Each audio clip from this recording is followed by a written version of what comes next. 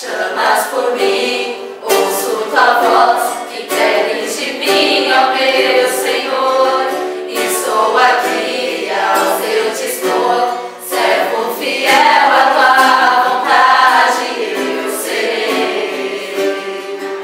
Teus planos vão além do que eu possa entender.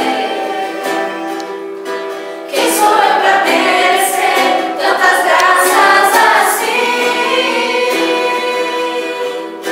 Meu sim, eu quero te dizer, querer e assim viver. Eu já não posso mais calar a voz que grita em mim. Fiat, faça assim, faz em mim, quero que faça assim. Tua vontade sim, faz em mim, quero que faça assim. Fiat, faça assim, faz em mim, quero que faça assim. Tua vontade sim, faz em mim, quero que faça assim.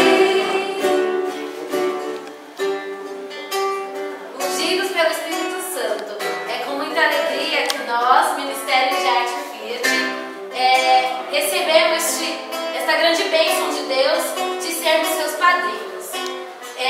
Estamos rezando por vocês para que assim juntos possamos caminhar e seguir a Cristo cada vez mais, buscando cada dia o céu, que é o nosso limite.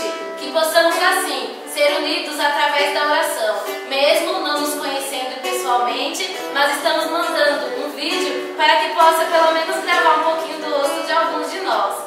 Que possamos pedir a bênção da sempre bem-aventurada Virgem Maria, para que ela possa nos acompanhar